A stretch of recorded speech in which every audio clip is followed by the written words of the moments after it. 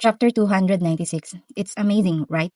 I heard that the birth of the first child is usually difficult to notice, but with such a brave kick, we can get over it without knowing it. I guess she wanted to tell her dad and mom, I'm here and I'm healthy. After stroking my swollen belly several times over and over again, Perez barely opened his mouth. Yes, I think she's very brave and healthy. A relieved smile spread like paint around his lips. It was a face that made my heart feel at ease. Just looking at it, Perez slowly came closer to me and gently kissed my stomach. It was a place where the child moved vigorously a while ago. Hello, baby. In the meantime, he massaged or stroked my stomach. However, it was the first time he talked to her directly like this. The sight of smiling and talking to the child on my stomach touched my heart. Can you hear your dad's voice? Then, strangely, the child tapped her foot again. I guess it means she's listening. Hurry up and tell her more. At my urging, Perez put his mouth closer and whispered, Baby, tuk tuk, dad, tuk tuk. Let's stay well in there and meet. Don't make your mom suffer too much, okay? Tuk tuk. What's that, Perez? Is that the first thing you want to say to your child? It was the most important thing to me. Perez answered quite seriously. Okay, okay. I stroked Paris' black hair as if it were messy, but I don't think you have to worry about me. You have to worry much about me. Why? Look at me now, too. I'm working hard so that you don't feel too anxious. It wasn't empty words. My mind, which had been cluttered a while ago, has been refreshed as if it had been washed away by my mother's diary and the birth of my child. Let's not be anxious. Me and you, too. I made eye contact with Perez and asked him, So sleep tight at night, Perez. Did you know that? He laughed bitterly. You wake up in the middle of the night and sat there staring blankly at me, then stroking my stomach a few times before going back to sleep. You think I don't know that? In the early stages of pregnancy, I did not notice, but it was repeated every day after entering the middle stage and when my stomach started to swell. If left alone, the closer the birth date approaches, the more anxious Paris will become. You woke up like that every day, but what are you going to do later? One of us should definitely stock up on physical strength. Parenting is a long-term battle, Perez. When I said it again, Perez nodded reluctantly. Okay, right, good. I said it like I was treating a baby and messed up his hair once again, and Paris smiled as if he couldn't help it. Wham! Is it because I cried a lot and felt relieved? Sleepiness came at once. I have to go to bed and lie down. It was when I thought so. My body seemed to float and I was already in Paris' solid arms. It was so stable, I didn't even have to wrap my arms around his neck. It was a light movement as if holding a book. Red eyes looking straight ahead and the sculptural profile caught my eye. After that, my eyes rested on the first button of his shirt and his messy hair, which probably had loosened in the carriage on the way home. This appearance of a man who is always perfect from head to toe was something that only I could see. You know, Perez, I was slowly falling asleep. I asked Estira today. Now it's in a completely stable period. That's a relief. Perez smiled softly. Oh, I'm so frustrated that he doesn't understand. Not that it's really stable period. So what I couldn't do before is okay now. Do you understand what I mean? There was no need for an answer because Paris' footsteps, which had paused for a moment, have accelerated a lot. At the same time, a relaxed smile was disappearing from his handsome face. What are you thinking so seriously? I'm calculating the shortest distance to the bathroom. Oh, I can't stop him. I giggled for a moment, then raised my finger and pointed. It's faster to go through that door. Feeling the footsteps getting faster, I buried my face in Paris' arms, and I closed my eyes and thought, really, with this person, I could do anything. Asterisk, asterisk, asterisk. For my first child, my pregnancy period went smoothly. First of all, Estira gave such an evaluation. Although I was suffering from all the symptoms that came as my stomach getting bigger, these are the smoothest processes. I realized every time that it was much greater than I thought to give birth to a new life. And today is 2 weeks before the scheduled date. It was the last day Paris went to work before maternity leave. TN question mark. Why is it the father who take the maternity leave? Lol. Be careful on your way to work and if something happens, you can postpone your vacation for a day or two. Got it? I can't because I'm worried. I'll finish everything today, Tia. There is still plenty of time until the scheduled date. Well, Paris had originally planned a vacation a month before the scheduled date, although we eventually reached an agreement 2 weeks ago due to the tearful dissuasion of his assistant. I'll be back. Perez greeted his family members who were having breakfast together and left the dining room. See you later. I waved my hand with a smile. After confirming that Perez had completely moved away, I removed my smiling face. I placed my elbows on the table and glanced through my family. Grandfather, father, Shananette, twins, Granny, and Clarivan. They were people who I deliberately invited. Okay now. I held both hands slowly and interlocked my fingers. Let's start the Lombardi's family meeting. I could see the shoulders of the family members sitting around the table twitching slightly. I'm done eating, so I'll have to get up now. My grandfather tried to escape. Sit down, Grandpa. I'm not going to cut you some slack today. No, I'm getting older, so it's not easy to sit for a long time. You went on a hunting trip for 3 days, 2 nights, and came back yesterday. Don't say anything weird and sit down. I'll tell you no matter what today. Seeing that my grandfather's attempts failed in my perfect blocking, I also saw those who had been measuring their escape soon gave up. I took a sip of the water and spoke again in a calm voice. Today's meeting will discuss the baby room situation. No, what is there anything more to be called a situation? My grandfather said, averting my eyes. Gilio and Mayron, who were aiming for that gap, also added a word or two. Right, Tia is too tight. It's something that can happen to any house, don't you think so? Is this something that could happen to any house? Oh, I was trying to calm down. What the hell happens in a house with 5 unborn baby rooms? I'm not saying situation for nothing. No, no matter how Lombardi you are, 4 cradles and 1 room full of toys. But Tia, this time it was my father. That's a lot because you told me to reduce it. It's a pity that there are still more gifts that I haven't brought from Cheshire, even my father. Where did the Lombardi go, who was living a simple and frugal life compared to other nobles because they hated luxury and waste? Grandpa, stop making cradles. Don't overdo it if you have bad shoulders. And unless my father intends to put all the storybooks on the continent in the baby's room, stop buying them. Craney, you are the same. My father and Craney got along very well in a strange place. Both of them liked books, so they were filling the baby's room with all kinds of books, just like Lombardi, who was second to none. Well, then, there is a set of storybooks for children that I ordered from the Eastern continent this time. Can't you just accept that?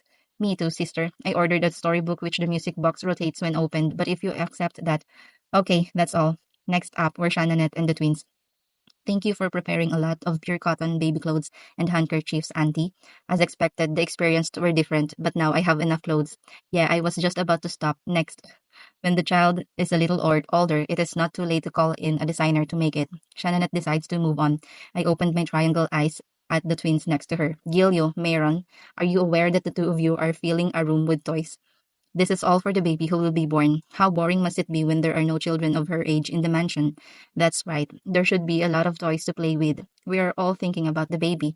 The two of you are too much. Wow, are we too much? The twins opened their eyes wide as if they were unfair. This then isn't it? You're just trying to pick it up with toys because there are no children of her age in the mansion. I don't think the two of you will play directly. Ah, that's true. The twins scratched their cheeks awkwardly. So why don't you stop buying toys and learn how to play with newborns from Istira? No way, we don't know much about babies yet. It's absolutely not okay if she cry or get hurt while playing then. Well, yeah, well thought. And if you buy one more toy, I'll ban you from entering the baby's room. So mean. After that, I heard the twins say something, but I listened to it with one ear and ignored it because I had a target left. Clarivan, yes, Matriarch, you know babies can't open their eyes properly, right? Yes, that's right. But why are you decorating the classrooms already? Because you are already writing a plan and making your own teaching materials. In fact, among the people gathered here, Clarivan is the most serious. The man who is buying running the top of Lombardi. I, the man who is busy running the top of Lombardi is already preparing to become children's teachers by reducing sleep. In the case of the matriarch, I couldn't help it because I met you late. But the baby who was born has been educated for gifted children since she was an infant. Clarivan, yes, matriarch. You seem to have a lot of free time these days. At my cool words, Clarivan's blue eyes began to tremble sharply. That education is more important than time. You seem bored because you don't have enough work, so there's nothing you can do about it. Take the seat of the deputy householder during my maternity leave. Sorry, what did you just say? I want you to take over the deputy householder, Clarivan. Then there will be no time to talk about gifted education to an unborn child. Matriarch. I smiled and nodded at the face I had deliberately made expressionless. My grandfather had me, and I have Clarivan. Thank you for entrusting me. I will live up to your fate. I smiled refreshingly at Clarivan and wiped my mouth with a napkin. Having handed over the position of deputy to Clarivan, all preparations for maternity leave are complete. All that was left now was to rest comfortably and wait for the baby. Then I'll go to my room. Then as I got up from my seat, I stopped with my hand on the table. Tia, I thought my stomach was a little ache in the morning. Whew. After taking a deep breath, I turned to Shannonette and asked, Auntie, could you please call the Estira for me? Perhaps. Yes, I guess the labor has started. Translator's note. Hi, readers. Now I'm trying to translate new novel called Gamed Cinderella Wasn't Me. It was manual adaptation. If you like it, you can find the story at my account. Ooh. End of chapter 296. 296. Chapter 297. Crash, clink, the chair fell over the wind and the sound of dropping the table where he was holding resounded through the dining room. Are you okay, Tia? My father approached me with a contemplated face and asked, Come on, bring Dr. Istira. My grandfather shouted to the startled employees, It's still okay, Dad. And tell Istira to come to the maternity room, not here. Although it was earlier than the expected date, the maternity room was already prepared for giving birth in a safe and clean environment. It was the best place to get a proper examination. Can you get up and walk, Tia? We'll support you. The twins quickly walked over and held out their arm.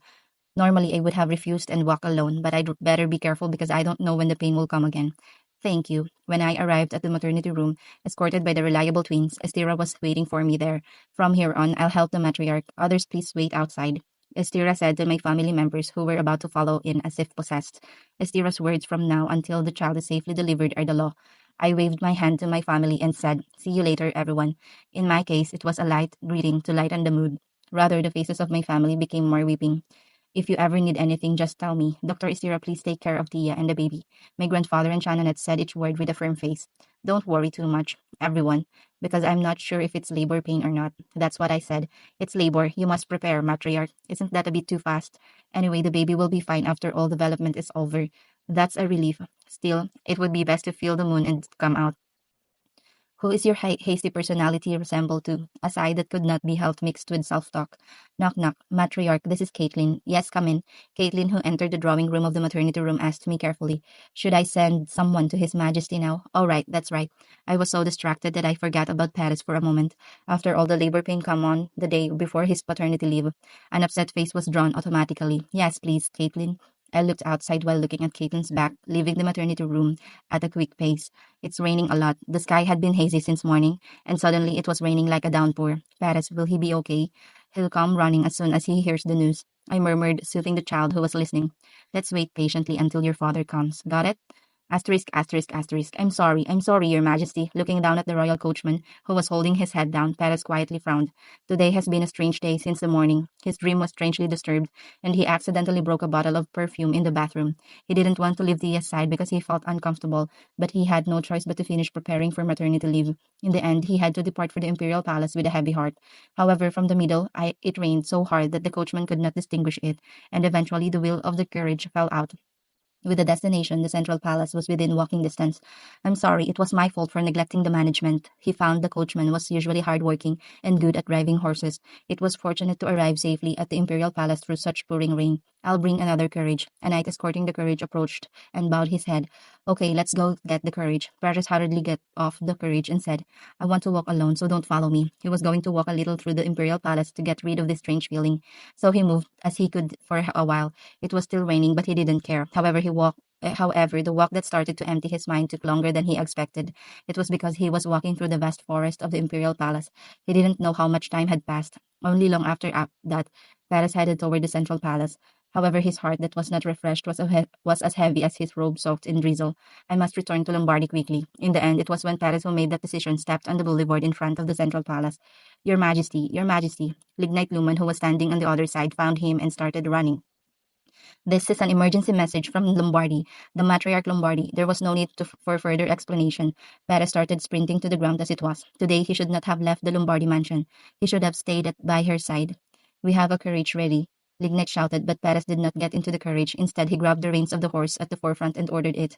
Put the saddle on. He couldn't afford to go to Lombardy comfortably in a carriage.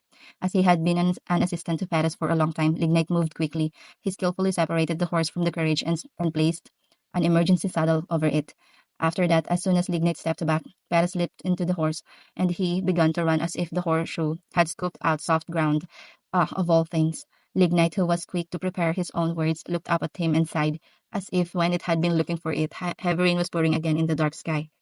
Asterisk, asterisk, asterisk. It's going faster than I thought, Matriarch. Haha, that's why it hurt so much. It was so funny that I wasn't laughing. It was a vain laugh that came out when it hurt too much. Hold on a little bit, Shannonette said as she wiped the sweat from my forehead. Originally, it was Shannonette who waited outside the room with other family members. However, as the labor pains got worse, little by little, Lestira recommended bringing in someone to be with me, and I called Shannonette. I always respected my aunt very much. Is that so? But from today, I want to respect you more. How did you give birth to twins when one of them hurts like this? What else do I say? Shannonette laughed softly. Seeing you joking like that, you seem to be able to bear it. Not yet. It's like I'm being fooled because I'm sick again and I'm fine again. Yeah, I'm glad it's that much labor because there's someone who hasn't come yet. Shannon had asked Caitlin, who had spoken her thorny words so subtly. Caitlin, did you send someone to the Imperial Palace properly? Yes, I think it's getting late because of the heavy rain. I nodded at the words. It was raining so heavily that the sound of rain hitting the window was loud. I don't think I've never seen this much rain, even in the rainy season. It's okay, Aunt. It's not like the baby's coming out right now. Well, Nananat let out a small sigh after looking at me smiling like that. I wish your father outside was as big as your half. How's my father? People might think that Gallihan is in labor, not you. Haha, this time again, I smiled weakly. To my father, my mother's childbirth was traumatic.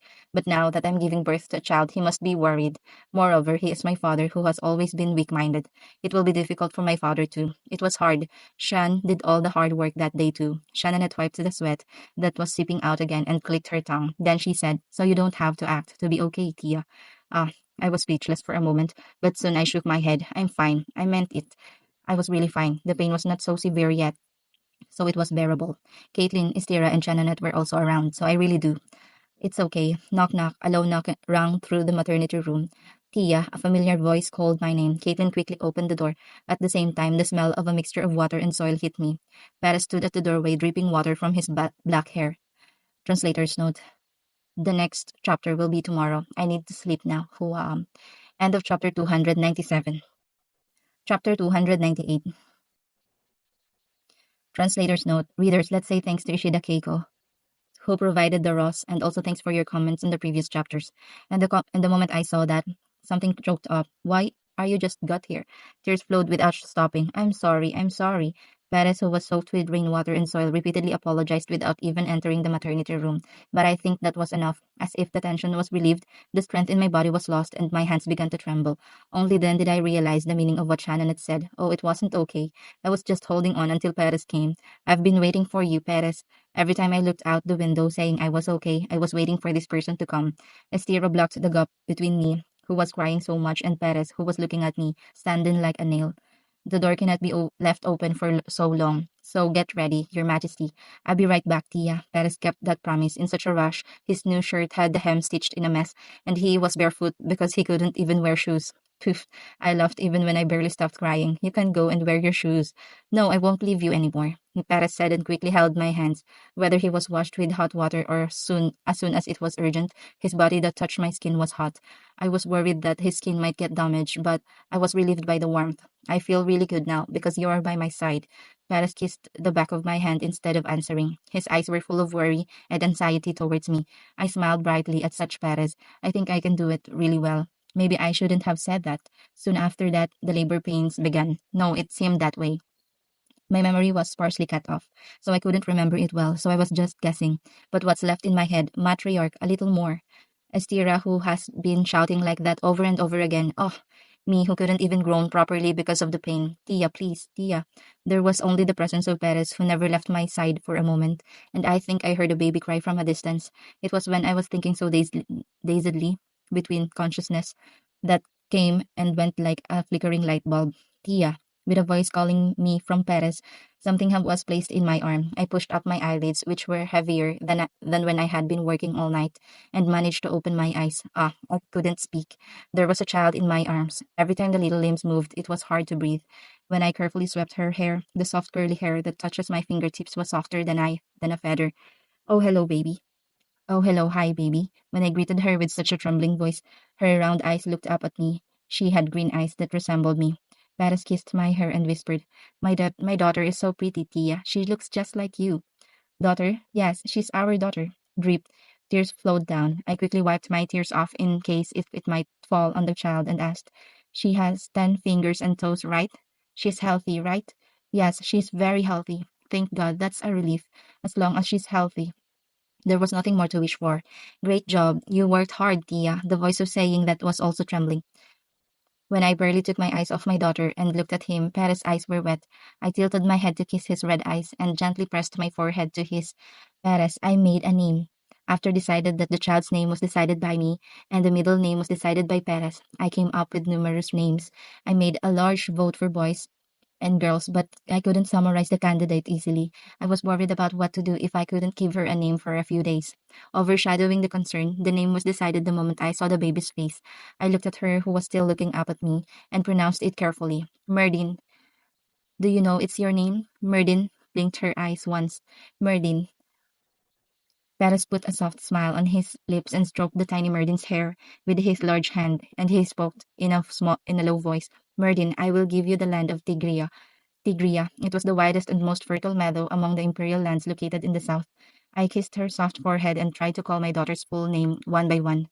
Merdin, Tigria, Lombardi, Dorelli. So that you can be healthy and happy. To be welcomed in this world. Mom and Dad will work hard. On my daughter's name, promised, I promised quietly. What is the name? Merdin, Tigria, Lombardi, Dorelli. Asterisk, asterisk, asterisk. As the days go by, I think she is becoming more and more like you, Perez. A week after Merdin was born, I looked into the cradle and said, well, that's his answer, but Perez was already shaking his head. In my eyes, I think she's becoming more and more like Tia. No, look. Look at her mouth. She looks more like you than me. I heard that newborns at this time of the year have different faces every day. I guess that's true, because I can take my eyes off you. Not because Merdin is my daughter, but objectively, she was so pretty. She had a pretty smile, and she didn't cry because of her curiosity, and her round eyes looking around were pretty. However, apart from that, yawning leaked. It was inevitable because I had to get up every few hours to breastfeed. Get some rest, Tia, Paris said, stroking my cheek as I lay on the bed. Paris, what about you? It's Merdin bath time. Ah, yes, go ahead. After taking lessons from Estira like that throughout my pregnancy, he didn't let go of the parenting books. Paris was doing most of the parenting by himself. He didn't even hire a nanny, which the imperial family and noble families take for granted. He barely even borrowed my hand. All I was doing was breastfeeding and loving full Merdin. When I asked if there was anything I could do because I wanted to do something, the only answer that came back was, you gave birth to Merdin. Paris, who cherished Merdin, who is growing day by day, but still too small, disappeared into the bathroom. I listened for a moment and noticed that Paris had completely moved away, and I didn't forget to raise my voice a little in purpose and talk to myself. Then shall I rest a little? Fortunately, he didn't feel like I was going to cross the middle room, and he went completely into the bathroom. At last, Fufu. I smiled and approached the desk on one side of the bedroom. Where is the document that I secretly took from Clarivan? The maternity leave of lying down, doing nothing, and recuperating was hard work for me. That's why I called Craney to bring only a package of documents from Clarivan's office. I had been looking for a chance to read the documents all day, but now when Paris went to bathe Merdin was the perfect moment. If I can stand it for a week and start working again, I don't know what kind of nagging I will hear from Paris. I carefully opened the drawer so as not to make a sound, and I saw a familiar note. It was my mother's diary. Oh, this was here. After giving birth to Merdin, I was so distracted that I forgot the existence of the diary for a while. I put off looking for documents for a while and took the diary. The diary. How far have I read? I opened the bookshelf, following my memory. Coincidentally, it seemed that only the last diary was left behind. The 256th year of the imperial calendar, March 3rd. Today is the last day to write a diary in this notebook. Starting tomorrow, I plan to focus on preparing for childbirth. I had a dream last night, a dream that I can't last more than a month after giving birth to the child. It can't be. I want to welcome summer with my child who will be born in spring and enjoy the cool breeze of autumn. And if possible, I want to be by her side until the first snow and the next spring. Just in time, a doctor sent by Lord Lula came today. He asked the man for medicine and food to help recover after childbirth. Prophetic dreams do not indicate an unavoidable fate. It just shows the results of some decisions I've made. The future is not set. It may depend on my choice and effort. So I will fight, take care of my body somehow after childbirth, so that I can stay with my child for a day longer.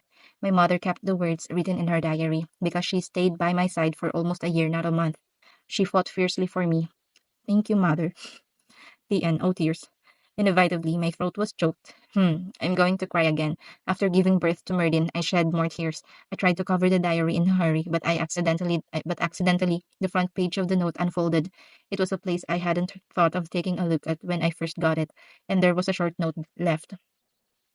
Congratulations on the brilliant life of my daughter, Florentia Lombardi, and the birth of Merdin. Mom, speechless. I've been stroking the phrase for a while. Brilliant lives. My mother called my previous life a brilliant life. The life which I did not want to recall because it was hard and painful was also brilliant. It wasn't a failed life. Tia? I heard Perez's voice as he approached to me. I raised my face that was buried in the diary. My God. I could see Perez and Murden sleeping soundly in his arms. I didn't cry. Instead, I smiled brightly at the most valuable beings obtained at the end of my brilliant lives. End of chapter 298. Chapter 299. Chapter 299. The Story of Shan, Chapter 3, The Story of Shan and Galyahan. Shan slowly opened her eyes.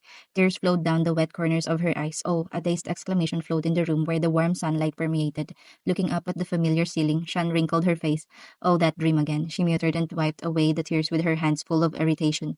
If you're going to remember, you should at least remember it properly. She got up from the bed, grumbling, familiarly rummaged through the drawer and took out a notebook. At the top, write today's date, and at the bottom, write down the contents of the dream she remembered. It was a routine that was repeated every morning after the ability to have a precognitive dream appeared.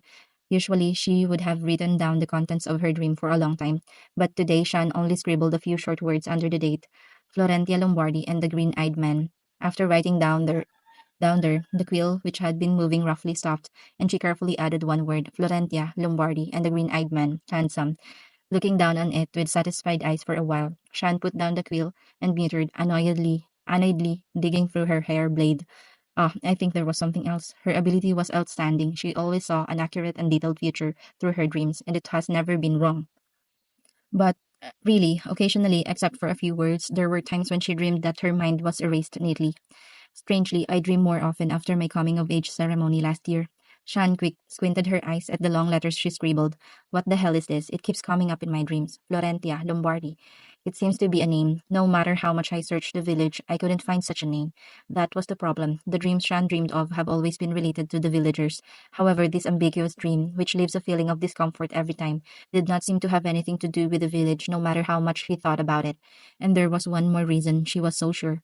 There is no other man that handsome in this village. Unlike the other contents of the dream, disappearing with only a faint after image, the face of the green-eyed man, who looked somewhat sad, remained clear. Oh, I don't know. When the time comes, I will think about it properly. As Shan grew up, she naturally began to see things in the future. If there was one thing she believed in, it was that what will happen just must happen, and fate always led her to her dreams when the time came. Here we go. Shan, who stretched out to the fullest, simply washed herself with the water she had drawn the night before and changed her clothes. Then he opened the door and peeked out to check the outside. A mischievous smile crossed Shan's face as she checked the quiet living room. She left. Sora, Shan's mother, was the chief of the Chara tribe. In other words, she was very busy. Sora was a strict chief, but she was also a stricter mother. However, no matter how much she sat in one place and saw through everything, she could not monitor her daughter all day long. Shan left the house with Joy, located in the middle of the southern jungle, and living in the isolation from the outside world. The Chara tribe emphasized living in harmony with nature. Therefore, there was no way to cut down a single tree recklessly, and there was no hunting unless it was absolutely necessary. And Shan loved the peace of the Chara tribe. Hello, Shan. Good morning. The people of the tribe who had been gathering tree fruit scattered throughout the forest since morning saw her and greeted her. Are you going there again today? Yes, please keep it a secret from my mother, Auntie. A laughter that seemed irresistible followed behind the back of Shan, who was walking in a good mood. The place she headed to was a small house outside the village. Originally, it was the place where Nubo, the oldest woman in the village, lived, and it was an empty house for several years after her grandmother passed away. Until one day, an outsider appeared with difficulty and got Sora's permission to go in and live. As she approached the old house, she familiarly knocked on the door. Knock knock. Teacher Avane, can I come in? Are you Shan? Come on in. The owner of the voice that welcomed her quickly was Avane Ropili, who suddenly visited the entrance of the village about 2 years ago. Introducing herself as a scholar, she asked for permission to study Chara tribes and publish them in books. The villagers all assumed that Sora would reject the request with a single blow and drive her out of the jungle. However, after thinking about it for several days, Sora accepted an outsider into the village, but no one protested or questioned the chief's decision. They just thought Sora must have seen what others couldn't see. Thank you for keeping your promise today, Shan. Avane Ropili said as she placed the teacup in front of Shan. Red tea, which has a completely different color from what the Chara tribe drinks, was only a few precious tea that Avane Ropili brought from outside. I enjoy talking with Teacher Avane. There is nothing difficult about finding a friend, Shan. Although they accepted her according to the chief's decision, the people of the Chara tribe were afraid of Abane from outside the village. Shan was the first to approach her, and since then, Shan has been the biggest contributor to help Abane's research. How far did you say yesterday? Shan asked after taking a sip of tea. We talked briefly about the precognitive dream that Shan sees. Oh, right. Yes, it was. Which one do you want to know more, Teacher Avane? If you don't mind, Abane Rafili, who looked into Shan's clear eyes, spoke carefully. Can you tell me about the content of your dream? The most memorable precognitive dream, or even a recent dream? Well, it's not difficult. Shan frowned infrequently. Actually, these days, I have some disturbing precognitive dreams. No, it's too vague to even call it a dream. What does that mean? It seems like I'm seeing the same future over and over again, but when I wake up, I can't remember the details. It's like someone intentionally deleted it. I can only remember a few important words. I heard that Shan's abilities are particularly strong among the people of the tribe. It's not common to have such a faint precognitive dream, is it? Yes, usually the future is fixed. Very precisely. While listening to the story of Shan, Avane Rupili wrote something down in her notebook. In the past, I heard that Shan prevented the big flood in the village. Isn't that right? Yes, that's exactly what I said a little while ago. A fixed future. But that dream, isn't it a common dream, not a precognitive dream? When I wake up, I often have trouble remembering my dreams. Well, no, Shan said firmly. Common dream and precognitive dream are different. What should I say about the precognitive dream? It's like I'm looking into in a pond. After that, the two talked again and again until the teacup was empty. And at the end of that, Abane Ropili closed the note. Is it my turn now? Exchanging questions with each other was the promise between Shan and Abane. Unlike Abane Ropili, who pours out detailed questions for research, Shan only asked a couple of questions that she was curious about. Shan sighed and thought for a while before opening her mouth. You said there was a status system outside, especially the power of the nobles is strong. Oh, they also said that there was a stronger royal family than them. Yes. Then does the imperial family have everything? That's not true. At Abani's answer, Shan tilted her head. But you said that nobles must obey the orders of the imperial family. Yes, in fact, most nobles must absolutely obey the orders of the imperial family. But there is only one family, an exception. Abani Rupili said, raising one of her fingers. It's the Lombardi family. Huh, Lombardi? She was familiar with it. At the same time, Shan's heart began to beat. Finally, she found a clue to that dream. It's a powerful family that made the Lambro Empire exist. The emperor can't even treat them recklessly. Why? Well, there was a pledge between Lombardi and the imperial family. It was Lombardi who made the Durelli family as emperor when the empire was founded. I see. And in the first place, it would be said that the empire would not run without Lombardi. It's hard to explain each one, but it's like that. Then, is there a person in the Lombardi family called Florentia? Florentia? I don't know. I don't know the names of all the members of Lombardi either. Why do you ask that? In the dream I mentioned a while ago, a person named Florentia Lombardi keeps appearing. Did you have a precognitive dream about Lombardi? Shan smiled and nodded at the bewildered question of Abane Rofili. But that too for a while. With the sun outside the window, Shan hurriedly drank the tea and got up from her seat. I will tell you the detailed story next time I bring my diary. I think I have to go now. Oh, it's already time. See you later, Shan. Her way back home was hectic. She was surprised by the word Lombardi and delayed more than usual. Hook, I go. Sigh. Shan, who ran out of breath to the tip of his chin, killed the sound of her footsteps when she got near the house, and she turned the doorknob very carefully. Fortunately, the house seemed as empty as it was when she left. Sigh, that's a relief. As soon as you go back to your room, you've been to the scholar's residence again. Shan's shoulders flinched loudly. As she turned around slowly, Sora, who was very angry, was staring at Shan. End of chapter 299. Chapter 300. Oh, mother. Shan smiled awkwardly as she grabbed the doorknob of the room.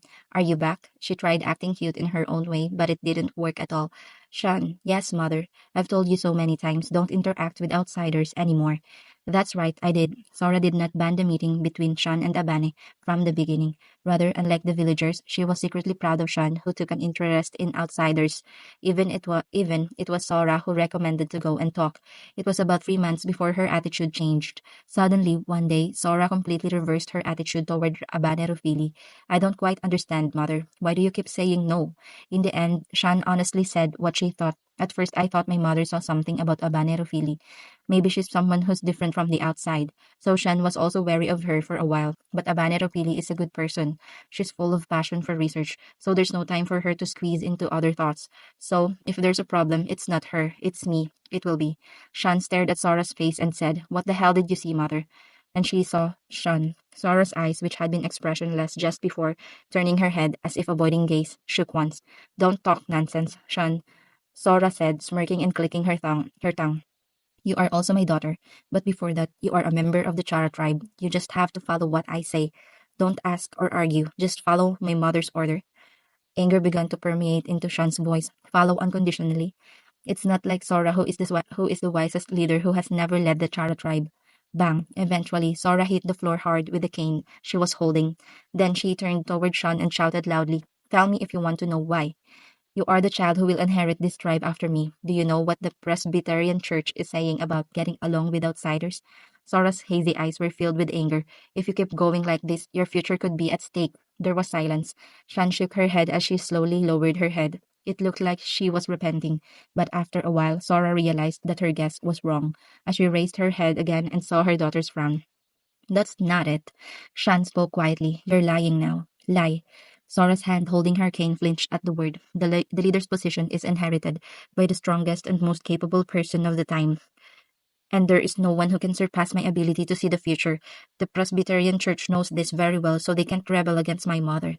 The next leader of the tribe will be me, my mother's daughter." Shan looked straight at Sora. "I am my mother's daughter before I was a member of this tribe. I know my mother better than anyone." "Shan, tell me the real reason." Once she made up her mind, Sora never gave up. However, Shan was also her daughter, who inherited Sora's personality. "If you don't tell me, I won't listen to my mother," Shan stubbornly said, but there was no answer back. Speechless, Zora hesitated for a moment, then just shook her head, and Sean, who was looking at it with disappointing eyes, quietly turned around and entered her room. Asterisk, asterisk, asterisk. It was noisy with the voices of people dressed in strange clothes everywhere. It was the first time in her life to see so many people at once. Shan looked down at the place she had stepped on. It was in the land of a village with fine soil. It seemed that not a single grass could grow on the floor, which was completely laid out with rough and hard stones. This time, she raised her head and looked around. In the village, instead of the trees that could be seen everywhere, there were tall buildings. She started walking along the long, straight road. It was a strange world full of things she had never seen before. The stone path, not the soft soil, made her feet hurt. But Shan kept looking forward and walking, like a person with a destination, and at the end of the road came an open square. In the center, something huge was seen spewing water up. "Is it the fountain that Avane was talking about?" She paused for a moment. "Do I want to appreciate the scenery of the square from afar?" But her gaze did not turn to the fountain. She was looking at the man sitting under it. Whenever the wind blew, the long hem of brown hair he was wearing fluttered. While drawing something passionately, he raises his head to the sound of children laughing. There was warmth in his eyes that smiled softly at the children running right in front of him. Then suddenly, the man's eyes turned this way. At first, the man seemed to be just looking at the street, but suddenly he was looking at Shan. He didn't even blink as if frozen. Although there was quite a distance, the two of them were entwined with their eyes for a while. Shan began to walk again. It was towards the man, and when she finally stood in front of him, the man was staring blankly at Shan. "Hi," Shan greeted with a smiley voice. "What's your name?" The gentle eyes with the corners of eyes, slightly lowered, blinked wide. "Galyahan," he answered in a slightly shaky voice. "My name is Galyahan." Shan opened her eyes. Galyahan. Her heart, which just woke up, was pounding loudly. She slowly got up and sat blankly for a moment. Today, there was no need to open a notebook to record the contents of the dream. She won't forget this dream. That person's name was Galyahan, the man who she has dreamed several times, but has only recently been able to see his face. Finally, she knew his name. Besides, I talked to the man. In the future, she saw in her dreams she was out of the village. I don't know exactly where I met the man, but considering the topography and climate, it must have been a very far place from the jungle. What the dream meant was clear. I'm leaving this place. Shan didn't think for a moment. It was something she had never imagined. Leaving the tribe, Shan swallowed heavily, and she measured the time. It was still early, but it was quite outside the room, because today was the day of the elders' meeting with the sunrise. Shan jumped out of bed, quickly changed clothes, and half ran out of the house. The small steps echoed through the quiet village road. "Oh, Shan, Sister Shan." A 4-year-old kid, Onta, who had been playing with dirt in front of the house since morning, waved his hand happily at Shan. "Hello, Onta. Good morning." Hehe, good morning. It was an Onta with a lot of laughter and cuteness. His appearance was so cute, and he was a small child who had not yet shown his abilities, but there were already more than one or two families marked him as their future son-in-law. If you run, don't do it. You'll hurt because of the thud. Shan waved loudly to Onta, who was worried about her falling. It's okay because your sister's strong. Have fun, Onta. Oh, Onta waved his hand in front of her with a big smile on his face. Eventually, Shan arrives in front of Abane's house in less than half of the usual time. Ha, who? Teacher Abane, are you up already? Ha, what's going on so early in the morning? Shan, come on in. Fortunately, Abane, who was just having breakfast, welcomed Shan. You haven't had breakfast yet, have you? I was lonely to eat alone, so sit here. Eventually, a bowl of white and sweet grain porridge was placed for Shan. However, as a courtesy, even after holding a spoon, Abane, who pretended not to notice Shan eating little food, finally burst into laughter. I think something good happened. What happened? That I had a dream about a man. Oh, a man? Abane even put down the spoon she was holding in her hand, twinkling her eyes. Then did you dream about your future husband? You said Shan's dreams were never wrong. No, it's not, husband. Shan's face turned red. I just dreamed of meeting a man. Abane Ropili deliberately smiled more and asked, how was it? Did you see his face? Yes. Is he handsome? Yes. I can't lie. Shan comforted herself like that. Nice. Cute, cute. I got it. Damn, I don't know. Eventually, she stomped to Abane. Now that you know his face, you'll be able to see him soon, right? Right? Oh, Shan's complexion darkened in an instant. Perhaps that will never happen. Why? Because a sigh was mixed with Shan's voice. He's not from our tribe. He seemed like someone outside. Someone outside? Abanero Pili asked in surprise. It was a big city. There's a fountain too. I met the man down there. Even after walking up from the dream, her memory was clear enough to explain the contents of the dream one by one. But I'm not leaving this forest. We won't have a chance to meet. That, Abane, who looked at Shan for a moment, carefully spoke out of her words. I don't know well, but it's not easy for a tribe member to leave the forest, right? Yes, of course, but if that man really is Shan's destiny, the conversation was cut off between the two for a moment. After a heavy silence, Shan asked Abane a question. Is the name Galyahan a common name outside? Galyahan? Abane tilted her head. It's rather a very rare name, Shan. Among the people I know, there's not a single person named Galyahan. All she knew was the appearance of the square where she met him and the name of Galyahan. Can I find that man with this? Of course, that was also the story of when she was able to leave this forest. Phew, probably not. It was time when Shan sighed, thinking so. Abani said, while clapping her hands once. Come to think of it, the name of the third son of the Lombardi family is Galyahan. End of chapter 300.